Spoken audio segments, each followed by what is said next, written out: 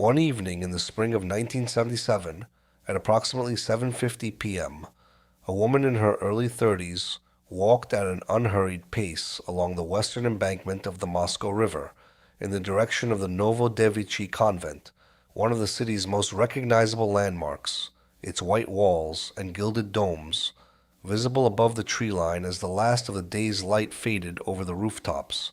She wore a dark wool coat of the type that Soviet women in modest circumstances wore routinely, purchased specifically for that reason, and carried a net shopping bag, the kind Russians called an avoska, a word that translated roughly as maybe bag, a reference to the perpetual uncertainty of what might be available in any given store on any given day.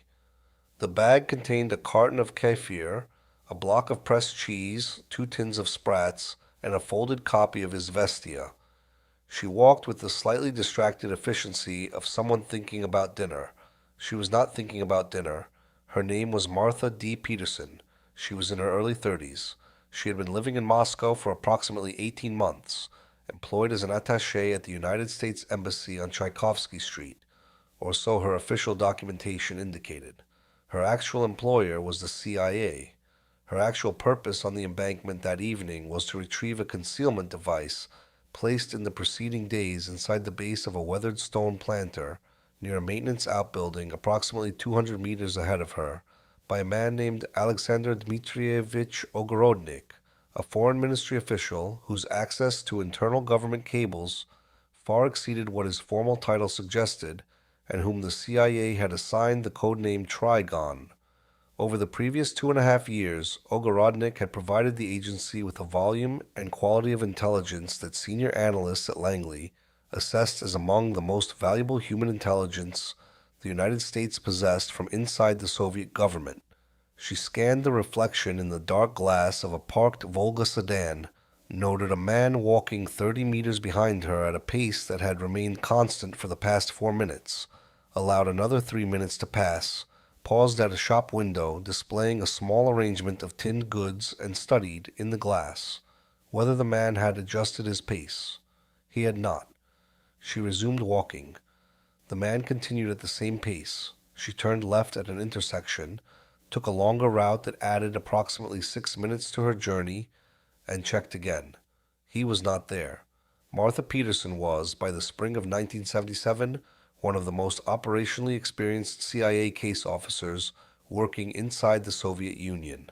She was also the first woman the agency had assigned to serve as a case officer in Moscow, a distinction she had not sought, did not publicize, and did not particularly dwell on, because the more pressing fact of her daily existence was that she was conducting one of the most sensitive intelligence operations in the world in the most hostile counterintelligence environment on Earth, and dwelling on anything beyond the immediate demands of that work was a luxury she could not responsibly afford.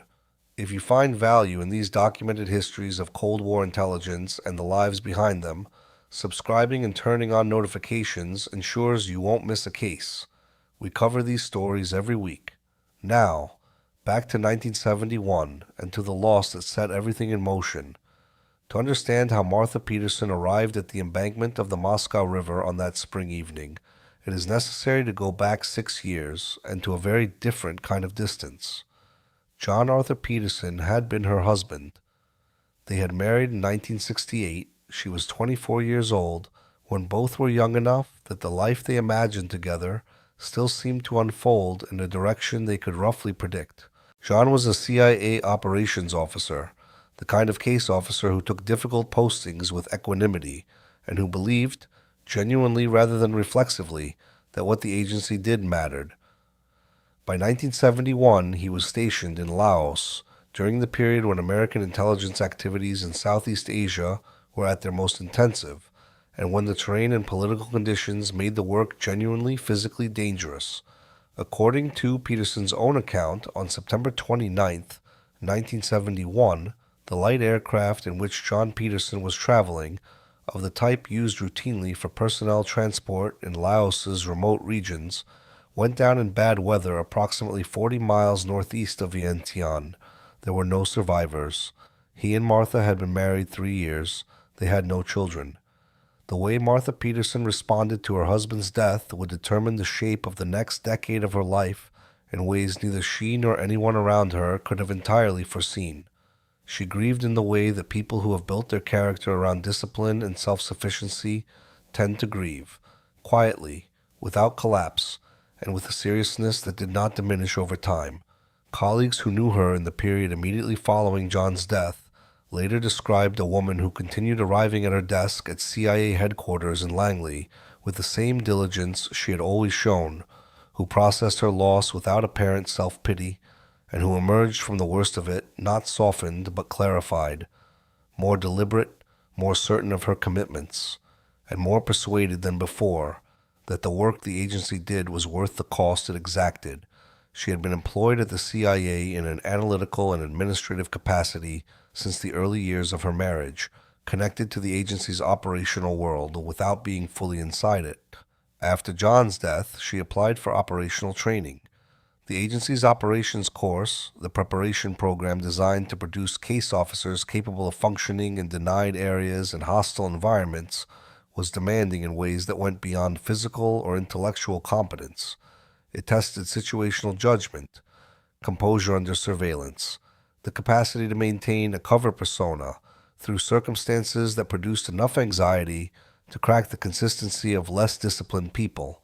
Martha Peterson tested well across all dimensions. Her instructor's assessments noted, in the particular language those assessments used, an unusual quality, the ability to sustain alertness that was absolutely continuous, without allowing it to become the kind of tension that distorted perception or decision-making. By the early 1970s, the CIA was beginning, cautiously and with significant internal resistance, to assign women to operational positions that had been reserved for men. The most demanding field assignments, the posts in denied areas where surveillance was pervasive and the risks of exposure were immediate and severe, remained essentially inaccessible to female officers. Moscow was not merely the most demanding of these assignments. It was categorically different from any other posting in the agency's portfolio. The KGB's Second Chief Directorate, the organ responsible for internal security and counterintelligence operations within Soviet borders, maintained surveillance of foreign diplomats in Moscow that was systematic, technically sophisticated, and sustained over years. Foreign embassy staff were followed. Their apartments were comprehensively bugged by surveillance teams who entered during the occupants' absences, leaving no visible trace. Their contacts were monitored, their movements documented, and their communications were subject to interception by a technical collection apparatus of considerable capability. Running a human intelligence operation in Moscow, maintaining active contact with a recruited asset inside the Soviet system, required a level of tradecraft that exceeded, in its demands and its stakes, virtually any comparable operation anywhere else in the world. When the CIA's Soviet division identified Martha Peterson as a candidate for the Moscow station in late 1974, the decision was made with the specific operational logic that characterized the most significant personnel decisions the agency made. She was chosen not despite the unprecedented nature of the assignment, but because her particular profile, her skills, her psychological makeup, her personal circumstances made her suited to it in ways that the assessment process had identified as genuine rather than theoretical. Her status as a widow was noted as operationally relevant. A young American woman employed at an embassy in an administrative capacity who had lost her husband years before and had since built her life around her work, fit naturally into a category that Soviet counterintelligence would have less reason to regard as a priority than a single woman who appeared too socially isolated, or a married woman whose husband was unaccounted for. The cover was not constructed. It was, in its essentials, real. Martha Peterson arrived in Moscow in October 1975 on an Aeroflot flight from London. She was processed through Sheremetyevo Airport with her diplomatic documentation. A car from the embassy met her. She was installed in an apartment in one of the buildings on Kutuzovsky Prospect, designated for foreign diplomatic staff. The apartment was pleasant by Moscow standards. 2 rooms, adequate furniture, a small kitchen overlooking a courtyard. She understood from the beginning that it was almost certainly subject to continuous technical surveillance by the KGB. She furnished it with care, lived in it as though it were exactly what it appeared to be, and never once used it for anything that could not survive scrutiny. Her assignment was to take over the handling of an asset called Trigon. Aleksandr Dmitrievich Ogorodnik had been born in 1939. His education had been exceptional by Soviet standards. He had studied international relations at MGIMO, the Moscow State Institute of International Relations, the institution that trained essentially all of the Soviet Union's diplomatic corps, and that was known internally and to Western intelligence services as a concentration of Soviet citizens with broader exposure to Western intellectual life, languages, and ideas than almost any other institution in the country. MGIMO was not a place that produced dissidents, but it was a place that produced people who were harder to contain within the ideological frameworks the Soviet system preferred. Ogorodnik had been assigned, after graduating from MGIMO and completing the standard period of junior ministry work, to the Latin American division of the Ministry of Foreign Affairs. In 1973, he received a posting to the Soviet embassy in Bogotá, Colombia. He was in his mid-30s, unmarried, and had cultivated within the ministry a reputation for intelligence and capability that had not, by his own assessment, translated into the professional advancement it deserved. This gap between his estimation of his abilities and the system's evaluation of them was not unusual in Soviet bureaucratic culture, but Ogorodnik appears to have experienced it with a particular intensity that made him more susceptible than many of his colleagues to the attractions of the world he encountered in Bogotá. The Colombian capital in 1973 was, for a Soviet diplomat accustomed to the constraints of Moscow, a genuinely different experience. The material abundance of the city's middle and upper middle social worlds, the consumer goods, the restaurants, the social freedom, was not something that Soviet diplomatic training adequately prepared its officers to process without effect. Ogorodnik moved in social circles that included Colombian professionals and their families, foreign diplomats from various countries, and the kind of cosmopolitan world that a Latin American capital with significant foreign presence sustained. It was within this world that he began a relationship with a Colombian woman named Pilar, whose family had connections across Bogotá's professional and diplomatic communities. The CIA's Bogotá station had been monitoring Ogorodnik for several months before making an approach. The standard pre-recruitment process involved first building a profile of the target through surveillance and social observation, understanding what vulnerabilities existed, what dissatisfactions ran deep, and what, in the language intelligence officers used internally, made a person accessible. In Ogorodnik's case, the picture that emerged was of a man in genuine tension with the system that had produced him. His comfort with Western life had grown steadily during his posting. His relationship with Pilar had given him personal connections outside the Soviet diplomatic world. His professional frustrations had deepened rather than resolved. The assessment was that the conditions for a recruitment approach were favorable. The approach itself was conducted gradually, through the social channels Ogorodnik already inhabited.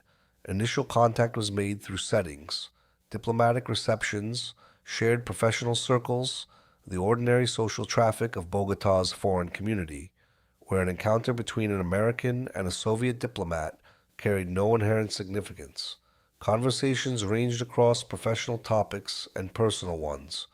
Over a period of months, those conversations became more candid, more probing, and more honest on both sides than the social context strictly required. By the time the possibility of formal cooperation was raised explicitly, it was raised in a context where Ogorodnik had already, in a meaningful sense, been demonstrating his perspective through the candor of his private conversations with CIA officers who were carefully listening. The recruitment itself occurred in late 1974. Ogorodnik agreed. He agreed not under duress, not as a result of blackmail, and not primarily for money, though financial compensation was part of the arrangement. He agreed, by his own later account and by the assessment of the CIA officers who handled him, because he had arrived at a personal reckoning with the system he had been born into, a reckoning in which the recognition he believed he deserved, and the freedom to choose his own terms, were simply not available to him inside the Soviet Union, and working for the Americans was the only accessible approximation of those things. He also, before leaving Bogotá to return to Moscow, made a specific and unusual request. He asked his CIA handlers to provide him with a means of ending his life if capture became unavoidable. A lethal pill, what intelligence services referred to as an L pill, to be concealed in an object he could carry without arousing suspicion. This request was not unprecedented. Assets operating in denied areas sometimes asked for similar things, understanding clearly the difference between capture and what would come after it. The CIA complied. The L pill was concealed inside a specially modified pen, functional in all visible respects, but with a compartment within its barrel, accessible by biting down on a specific section of the casing. Ogorodnik returned to Moscow in 1974 and resumed his position in the Ministry of Foreign Affairs. He had been equipped with a miniature camera for photographing documents, with concealment devices for loading dead drops, and with the pen. He had a CIA codename, Trigon. He had a clear-eyed understanding of what he had committed to and what it would cost him if discovered. The intelligence he proceeded to produce was considerable. His position in the ministry gave him access to the cables passing between Moscow and Soviet embassies around the world, the working correspondence of Soviet foreign policy as it was actually conducted rather than as it was publicly presented. This included internal assessments of foreign governments prepared for senior ministry officials, records of meetings between Soviet diplomats and their foreign counterparts, and analytical documents reflecting how Soviet leadership actually thought about the issues being negotiated in the multilateral forums of the mid-1970s. For American policymakers involved in arms control negotiations, in managing relationships with European allies, and in understanding Soviet decision-making during a period of intense diplomatic activity, this material was of immediate and practical value. The intelligence was considered sensitive enough that knowledge of Trigon's existence and identity was restricted within the CIA to a small number of officers with a direct operational need to know. The challenge was maintaining contact with Ogorodnik in Moscow without alerting the KGB. The dead drop system that the CIA established for Trigon in Moscow was elaborate, technically sophisticated, and designed to reduce the contact between Peterson and Ogorodnik to zero. They did not meet, they could not meet. Any direct contact between an American diplomat and a Soviet government employee, any visible interaction that the KGB's surveillance apparatus might document, would have attracted the kind of scrutiny that the operation could not survive. The dead drop method eliminated the need for direct contact entirely. Ogorodnik would load a concealment device at a prearranged location. Peterson would retrieve it at a separate time, leave materials in its place, and depart, with the two parties never occupying the same space at the same moment. The concealment devices themselves were purpose-built objects designed to be invisible within the normal visual environment of Moscow's parks, streets, and outdoor spaces. A false rock constructed of resin, matched in color and texture to the type of stone common in the area where it would be placed. A modified section of tree branch, hollowed and sealed with a plug, designed to sit among natural debris along a trail without attracting attention. A piece of simulated asphalt with a small cavity in its base, meant to be left on the surface of unpaved paths where discarded material was not unusual. These objects were prepared at CIA headquarters and transported to Moscow through diplomatic channels, in the diplomatic pouches that, under international convention, could not be searched by Soviet customs authorities. Each dead drop required a signal system, a way for Ogorodnik to indicate that he had loaded a drop, and for Peterson to indicate that she had serviced it, without either party leaving any communication that could be interpreted as such. The signal sites were ordinary urban features, a section of railing where a thumbtack could be placed, a spot on a lamppost base where a chalk mark could be made in a specific position, the placement of a particular object in a window visible from the street. These signals were embedded in the normal landscape of the city in ways that were meaningless to anyone who did not know what to look for. Peterson incorporated the monitoring of signal sites into her routine movements through Moscow, routes she drove or walked for ostensibly legitimate reasons, as part of the ordinary pattern of her life as a diplomat. She would pass a signal site during what appeared to be a routine trip to a shop or a cultural event, note the presence or absence of the relevant indicator, and continue without any visible change in her behavior. On days when she detected a signal indicating that Trigon had loaded a drop, she would plan a counter-surveillance route for the following day or two, a route designed to detect active KGB surveillance and to ensure she was not being followed when she serviced the location.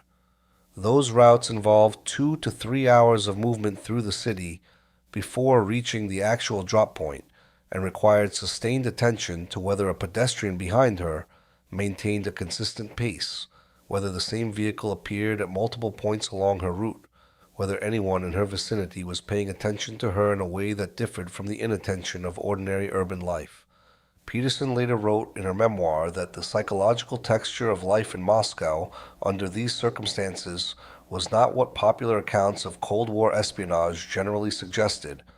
The dramatic moments, the specific evenings when she walked to a drop location and retrieved materials, existed within a context of sustained, ordinary vigilance that was not dramatic at all. It was simply the condition of her life. She went to the embassy. She attended diplomatic receptions and made the appropriate conversation. She bought groceries. She read books in her apartment, aware that the apartment was bugged, choosing her reading accordingly. She maintained friendships with embassy colleagues and with a small circle of foreign diplomats who formed Moscow's international social world, friendships that were genuine in many respects and simultaneously functional as components of her cover. She did not experience this as duplicity. She experienced it as professional discipline, the same discipline that made counter-surveillance work and that kept the operation running.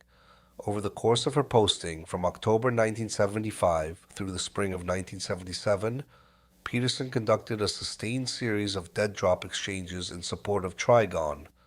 The operation produced a consistent stream of material transmitted to Langley through secure diplomatic channels and incorporated into intelligence assessments prepared for senior American officials. The intelligence products derived from Ogorodnik's reporting circulated under cover designations that concealed their human intelligence origin.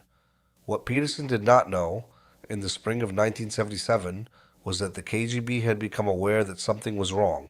The Second Chief Directorate's awareness of a problem developed through exactly the kind of patient, accumulative process that characterized serious counterintelligence work. It did not begin with a specific intelligence breakthrough. It began with anomalies, small, initially uninterpretable discrepancies that experienced counterintelligence officers noted and filed, building over months into a pattern that demanded explanation. The specific anomalies centered on the Soviet Ministry of Foreign Affairs. American diplomatic behavior in several multilateral forums during 1976 had, to analysts in the KGB's counterintelligence department, suggested an awareness of Soviet internal positions that was difficult to attribute to signals intelligence alone. American negotiators had, in several instances, appeared calibrated to nuances of Soviet policy that were reflected in internal ministry documents rather than in public statements, nuances subtle enough that their appearance in American behavior could only reasonably be explained by a source with direct access to ministry internal communications. By early 1977, according to KGB records that became partially available after the Soviet Union's dissolution in 1991, the Second Chief Directorate had narrowed its investigative focus to the ministry's Latin American division, the section where Ogorodnik worked. A list of potential candidates had been assembled. The methodology used to move from the list to a specific individual is not fully documented in sources available for review, but what is clear is that by June of 1977, active surveillance had been placed on Ogorodnik specifically. This surveillance was not initially connected to any awareness of Martha Peterson or of the dead drop system through which Ogorodnik communicated with the CIA. It was a function of the narrowing investigation applied to a candidate whose profile warranted closer examination. The KGB's surveillance of Ogorodnik during June and early July of 1977 apparently established something, a behavior, a departure from ordinary routine that accelerated their confidence that they had identified their source. What it likely did not immediately reveal was the specific mechanism through which Ogorodnik was communicating with the Americans. The dead drop system, by its design, involved no visible contact between the asset and the case officer. There was nothing for the surveillance team watching Ogorodnik to observe that looked like traditional espionage. No meetings with foreigners, no visible exchanges. What they may have observed was Ogorodnik at a loading location, a brief stop, the placement of something, a departure, without immediately understanding what they were seeing. The connection to Peterson appears to have been established through a combination of the surveillance on Ogorodnik and a separate analytical thread. The specific sequence by which the KGB identified Peterson as the CIA officer handling Trigon is not fully reconstructed in available documentation. What is documented is the outcome. By early July 1977, the KGB had prepared an operation to catch Peterson in the act of servicing a dead drop, positioned not around her movements, but around the location they already knew she would be going to. The evening of July 15, 1977, was warm by Moscow standards. It was a Friday. The long summer light that characterized Moscow in mid-July gave the city a different quality than it had in the gray months. People moved more slowly, the parks were fuller, and the embankments along the Moscow River had the feel of a city that had briefly permitted itself something approaching ease. Martha Peterson left the embassy compound that evening and drove her personal vehicle westward, toward the southwestern part of the city. She drove a counter-surveillance route that took approximately 90 minutes and covered a substantial portion of the city's streets, incorporating deliberate pace changes, route variations that would expose any following vehicle, and stops that provided observation opportunities of the surrounding traffic. The route felt clean. She detected nothing. She parked her vehicle in a residential street in the Luzhniki area and continued on foot towards the Krasnoluzhsky Bridge, a rail and pedestrian crossing spanning the Moscow River near the Luzhniki Sports Complex, its steel framework a constant feature of the skyline in that part of the city. The bridge's infrastructure provided a location beneath its span where a concealment device could be placed and retrieved without being visible from above or from the river embankment. It was a location Peterson had serviced before. She walked along the embankment in the fading summer light, maintaining the ordinary pace of someone making their way from one point to another. By her own later account, she was paying attention to everything, to the footsteps of pedestrians behind her, to the frequency of passing vehicles, to any face she had seen within the last hour. She detected nothing unusual. She did not detect the surveillance because it was not on her. It was on the location she was heading for. The KGB operation had not followed her from the embassy. It had been positioned at the bridge well before her arrival by officers who already knew her destination, set in place while Peterson was still at her desk by a counterintelligence apparatus that had spent months identifying exactly this moment. As Peterson descended toward the drop location beneath the bridge span, KGB officers from the 2nd Chief Directorate and a specialized surveillance unit moved. They came from multiple directions simultaneously, from positions on the bridge above, from the embankment on both sides, from angles selected to eliminate any possibility of flight. She was in the process of servicing the drop when they closed in. What happened in the seconds and minutes that followed was documented in the KGB's official report on the operation and in Peterson's own memoir, and the accounts from both sources are consistent in their essential details, if notably different in their perspective. Peterson did not comply immediately. She resisted.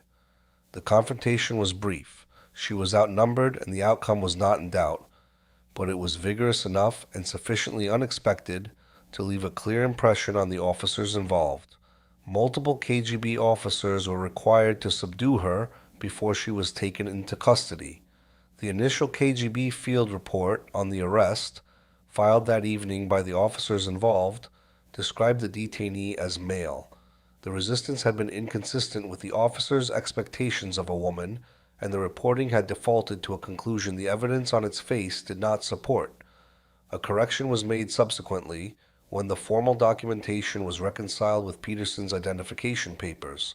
That error, recorded in Soviet internal documents and later confirmed in sources that examined KGB files from the period, became a footnote in the case's history and an inadvertent documentary record of the assumptions both sides brought to the question of what women in intelligence work were and were not capable of.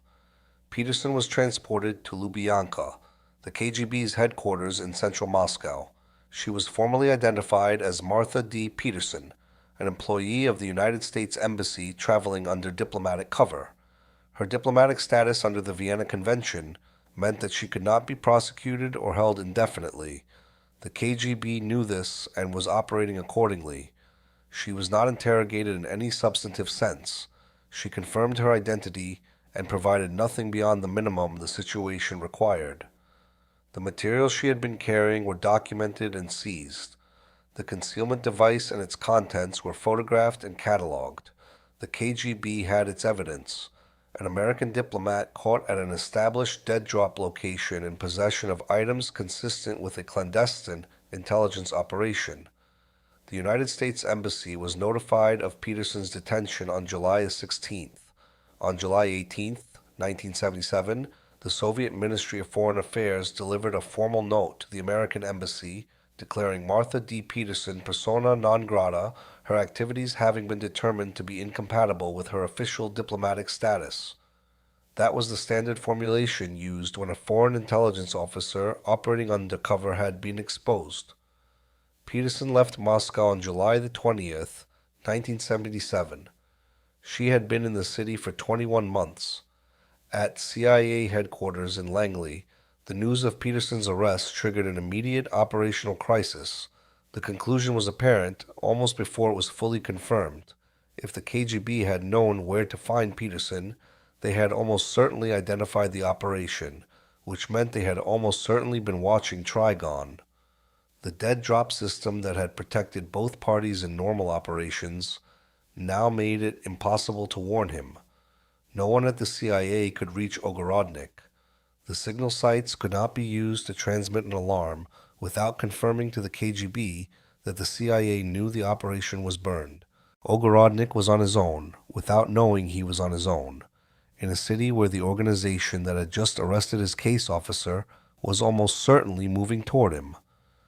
Aleksandr Dmitrievich Ogorodnik was arrested by the KGB in late July 1977, within days of Peterson's expulsion. The precise date of his detention has not been established in publicly available sources. He was taken to Lefortovo prison, the KGB's facility for political prisoners and espionage cases, located in the eastern part of Moscow. Lefortovo's reputation within the Soviet system was specific and unambiguous. People taken there understood what it meant. KGB interrogators began their work through standard procedures, building from the evidence already assembled, the dead drop materials, the surveillance documentation, whatever had been observed in the months of watching Ogorodnik before the arrest, toward a complete account in his own words. At some point during the interrogation, accounts differ on the precise timing, Ogorodnik indicated that he was prepared to write a confession. He asked for a pen. The request was accommodated. What was brought to him was the pen that the CIA had provided in Bogotá 3 years earlier, the pen that functioned in every visible respect as an ordinary writing instrument, but that contained within its barrel the lethal cyanide capsule he had requested, and that had been carried for 3 years against exactly this eventuality. Ogorodnik bit down on the cyanide capsule. He died within minutes, in the interrogation room at Lefortovo prison. He was 37 or 38 years old. The KGB's internal response to this outcome, to having their most significant prisoner die in an interrogation room by a means their own search procedures had failed to detect, was one of institutional fury. The officers and guards responsible for the failure to identify the concealed compartment in the pen during the initial search of the prisoner faced internal consequences. The incident became a case study in Soviet security procedures, cited in subsequent training programs as an example of the kind of operational detail that could not be overlooked. For the CIA, the news of Ogorodnik's death carried the particular weight of an outcome that had been recognized as possible, and that was, when it came, still not absorbed easily. He had asked for the pen. He had known what it was for. He had used it as intended, in the circumstances he had anticipated, and it had worked. Whether this was a mercy, whether the agency had been right to provide it, whether his death by his own hand was preferable to what the Soviet legal system would have administered, were questions that the people involved carried without clean resolution. Martha Peterson returned to CIA headquarters in Langley, Virginia, in the last days of July 1977. The operational debrief consumed days. She provided it with the same discipline she had brought to everything in Moscow, thorough, accurate, and without self-serving omission. The investigation into how the KGB had identified Trigon concluded that the penetration had been achieved through counterintelligence analysis of Ministry of Foreign Affairs, document distribution, not through any failure of tradecraft on Peterson's part or on Ogorodnik's. She had been caught at the bridge not because she had made a mistake, but because the KGB had successfully traced the intelligence back to its source through patient, methodical work, and had positioned themselves at the dead drop location before her arrival. Peterson continued her career at the CIA following her return from Moscow. She did not return to the Soviet Union. She moved through a series of operational and managerial roles within the agency's clandestine service, drawing on the experience she had developed in Moscow while operating in different environments. She eventually married for a second time. She built a life that incorporated the ongoing work and the family she was forming, and she navigated the particular challenge of carrying a significant clandestine history in a context where it could not be discussed. For many years, the story of what she had done in Moscow was classified and essentially invisible to anyone outside the small number of CIA officers with direct operational knowledge of the case. The women who followed Peterson into operational roles in the agency's clandestine service during the 1980s and beyond, and there were more with each passing decade, as institutional resistance to female operational officers gradually eroded under the pressure of demonstrated competence, did so without knowing the specific history of what she had accomplished. They did not know that the first woman to serve as a CIA case officer in Moscow had run one of the most significant human intelligence operations of the decade. They did not know that she had fought KGB officers on a bridge over the Moscow River, and that the KGB's own report had initially described her as male because of it. The Cold War continued for 14 years after Peterson's expulsion from Moscow in July of 1977. The Soviet Union survived until December of 1991, when it dissolved in a manner and at a speed that surprised virtually everyone who had spent careers analyzing and opposing it.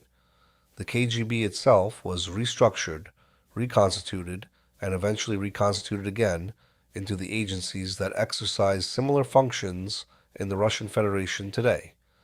The Lefortovo facility continued operating. The second chief directorate's successors continued their work.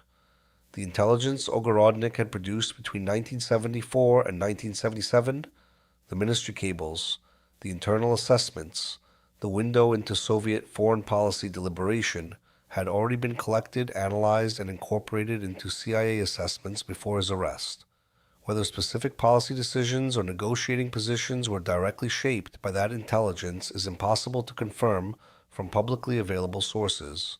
Intelligence from human assets is incorporated into larger analytical products whose conclusions reflect many inputs. What the CIA's own assessments recorded was that Trigon had been a valuable and productive source. What the Soviet state's response confirmed, the extent of the counterintelligence effort devoted to identifying and stopping the operation, was that the material had been significant enough to be worth finding.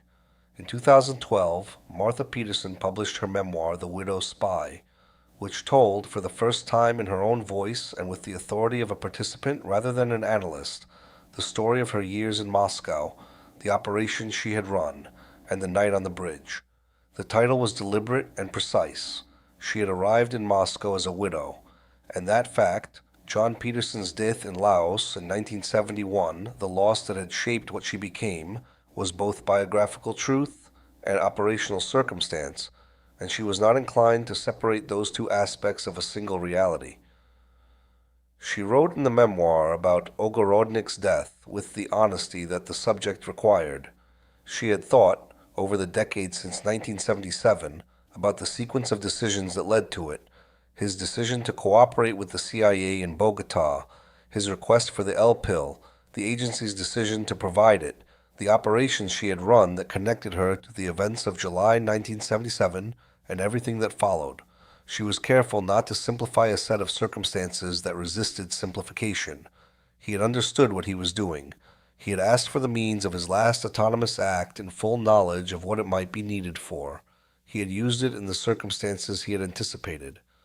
She returned to Moscow years after the Soviet Union's dissolution, as a private citizen in a transformed country. She revisited the embankments she had walked, the neighborhoods where signal sites had been embedded in lampposts and railings, the areas of the city she had memorized not as a tourist, but as someone whose safety depended on those memories.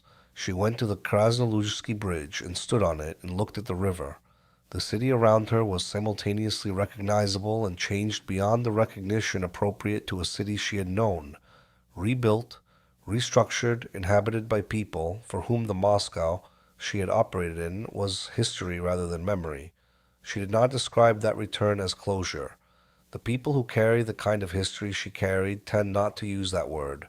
What she described was something simpler and more durable, the ongoing presence of what had happened, held in the mind without resolution and without the false comfort of a meaning that had settled all of the questions the experience raised.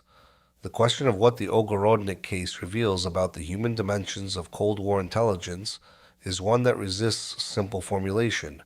Assets like Ogorodnik chose to work against their own governments within the specific context of the Soviet diplomatic apparatus, a system that monitored its citizens' loyalties while providing some of its most educated people with enough exposure to the outside world to generate the ambivalence that sometimes produced those assets. Case officers like Peterson chose to run them within the specific context of an intelligence service that was beginning, cautiously, to extend operational roles to women, not out of idealism, but out of the recognition that in certain environments, with certain covers and certain capabilities, they could do the work as well as, or better, than any alternative. The KGB officers who identified and dismantled the operation were working within a system that defined their roles and directed their skills toward ends they had been trained to regard as legitimate and important. All of them were, to varying degrees, acting according to the logic of the institutions that had formed them. All of these choices were made by people who understood, at least in outline, what they were doing and why. None of them were made in full understanding of what the consequences would be. That is the condition of choice in any situation with stakes. The decision is made with incomplete information, and the outcomes unfold in ways the decision maker could not entirely anticipate. What Ogorodnik could not anticipate was that the path from Bogotá to Lefortovo would close as quickly as it did, or that the KGB's counterintelligence apparatus would identify him through the patient analysis of document distribution rather than through any operational failure. What Peterson could not anticipate was that 21 months of careful, professionally accomplished work would end on a bridge that had been staked out in advance of her arrival. What the CIA officers who managed the operation could not anticipate was that the specific death of a specific man, a death enabled in part by a piece of equipment they had provided in good faith, would become the defining outcome of what had otherwise been considered an intelligence success. These are not arguments against what was done. They are the conditions under which this kind of work is always done, with incomplete information, in the knowledge that things can go wrong, and in the acceptance that responsibility for choices does not dissolve when those choices produce consequences that were not chosen. Aleksandr Dmitrievich Ogorodnik was 37 or 38 years old when he died in Lefortovo prison in the summer of 1977. He had spent the last 3 years of his life providing intelligence from inside a system he could not openly leave, serving a government he had chosen to help in the only way available to him. He died before the Soviet state could try him publicly for what it considered treason. He died with the means his own request had provided, in a room where he had been taken for exactly the outcome he had feared. In the accounting that intelligence history makes of people who take risks like his, He appears as a footnote in assessments of Trigon's operational value and as a case study in the hazards of providing lethal means to assets in denied areas.